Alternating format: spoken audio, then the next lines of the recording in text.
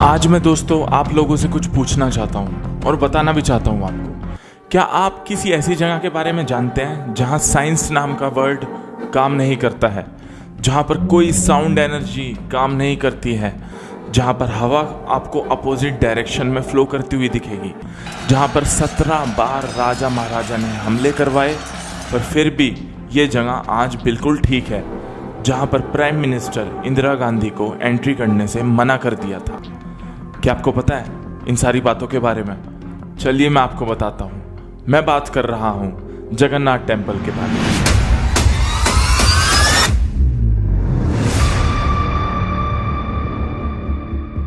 ये मंदिर हमारे हिंदू धर्म के 4 पवित्र धामों में से एक है। ये मंदिर हमारे ईस्टर्न कोस्ट पुरी में है। इस मंदिर का निर्माण 12वीं सेंचुरी में गंगा डायनेस्टी के किंग ने किया था। इस मंदिर के अंदर 9 रहस्यमयी बातें हैं जिनका आंसर आज तक कोई नहीं निकाल पाया है।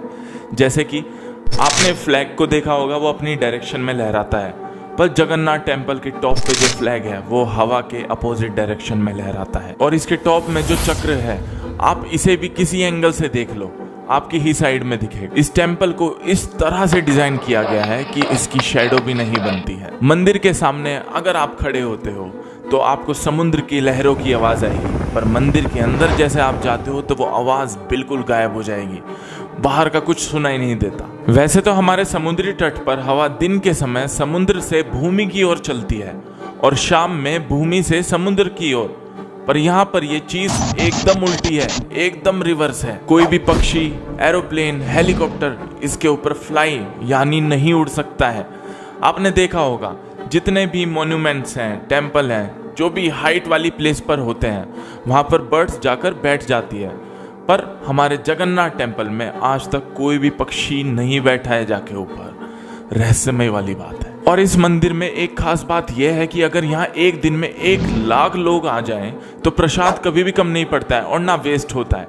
इस मंदिर के टॉप में जो झंडा लगा हुआ है वो हर रोज चेंज होता है। अगर गलती से भी ये एक दिन ना बदला जाए तो ये मंदिर 18 साल के लिए बंद हो जाएगा। यहाँ पर प्रसाद बनाने का तरीका कुछ डिफरेंट है। यहाँ पर 7 मिट्टी के बर्तन एक दूसरे के ऊपर रखे जाते हैं और नीचे लकड़ी की आग होती है। और शॉकिंग वाली बात यह है कि सबसे टॉप में जो बर्तन होता है वो सबसे पहले पकता है और नीचे वाला जो होता है वो आखिरी में पकता है। वरना देखा जाए तो पहले नीचे वाला पकेगा फिर ऊपर वाला।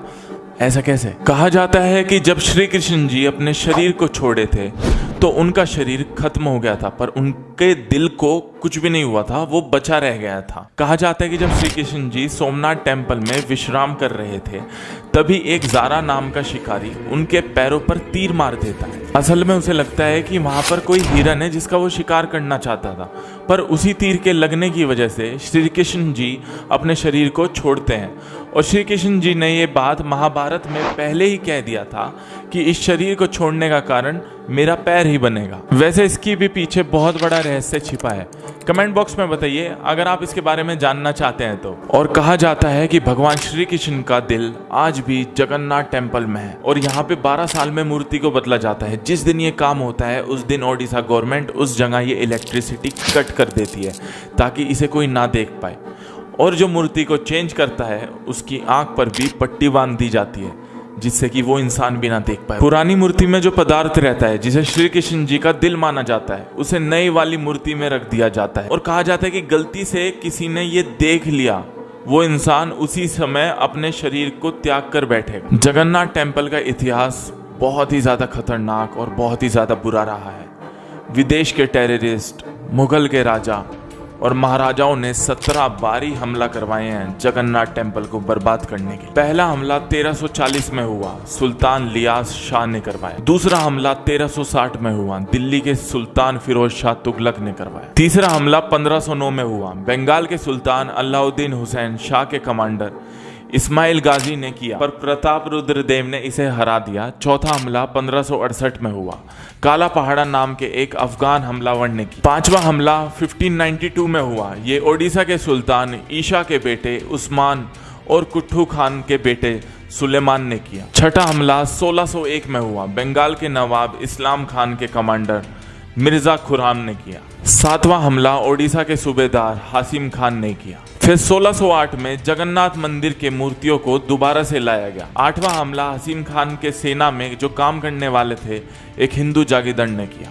9वां हमला 1611 में हुआ। मुगल बादशाह अकबर के 9 रत्न में शामिल राजा टोडरमल के बेटे ने किया। 10वां हमला भी उनके बेटे ने दोबारा किया। इस हमले के दौरान मंदिर को पूरी तरह से लूट लिया गया था। 11वां हमला 1617 में हुआ। दिल्ली के बादशाह जहांगीर के सेनापति मुकर्रम खान ने किया। 12वां हमला 1621 में हुआ। ओडिशा के मुगल गवर्नर मिर्जा अहमद बेग ने किया। 13वां हमला 1641 में हुआ। ओडिशा के मुगल गवर्नर मिर्जा मक्की ने किया। 14वां हमला ये भी मिर्जा मक्की ने किया। 15वां हमला आमिर फतेह खान ने की। 16वां हमला 1692 में हुआ। मुगल बादशाह औरंगजेब ने किया। 17वां हमला 1699 में हुआ। मोहम्मद ताकी खान ने किया था। इन सारी घटनाओं के बाद भी हमारे पूर्वज उन मूर्ति को बचाए रखे।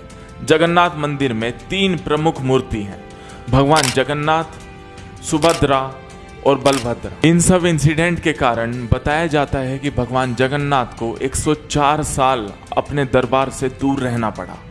इन सभी अटैक की वजह से ही हमें बहुत सारी रेस्ट्रिक्शंस हैं जगन्नाथ टेम्पल में एंट्री करने के लिए। यहाँ पर सिर्फ सनातनी हिंदू ही आ सकते हैं। अगर आप हिंदू नहीं हो तो आपकी एंट्री यहाँ पे नहीं होगी।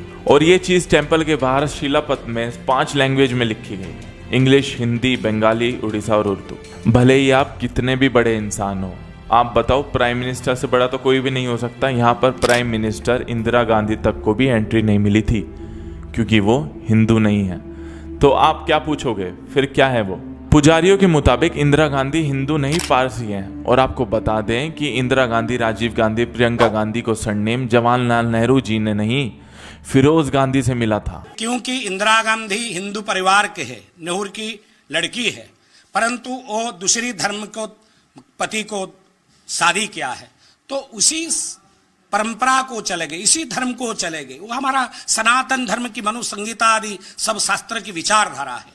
एक लड़की अपने लड़के के घर को जब चले जाते हैं तो लड़के के घर की इनका परंपरा कूल गोत्र को परिवर्तित हो जाता है। तो इसी परंपरा के विधान के अनुसार इंदिरा गांधी जब फारसी को घर में शादी किए है, फिरोज गांधी इनका स्वामी है, तो जब इनको शादी के तो बेधर्मी हो। 2005 में थाईलैंड की रानी को भी एंट्री देने से मना कर दिया था यहाँ पर। 2006 में स्विट्जरलैंड की एक नागरिक ने डोनेशन के रूप में 1,78,00,000 डोनेट किए, पर फिर भी उन्हें एंट्री नहीं मिली। मतलब आप कितने बड़े हो, कितना भी पैसा हो, ये चीज़ मैटर नहीं करती है। उन्हें भी बाहर से ही दर्शन कराए और कहा कि चलिए। इस मंदिर के साथ जो भी घटनाएं हुई हैं उससे हमें सीख भी मिलती है कि अगर कोई चीज़ है हमारी और दूसरा उसे लेना चाहता है, उसे बर्बाद करना चाहता है, तो आपको हर कीमत में उसे बचाना है, आपकी जिम्मेदारी है। दोस्तों वीडियो कैसी लगी ज़रूर बताइएगा।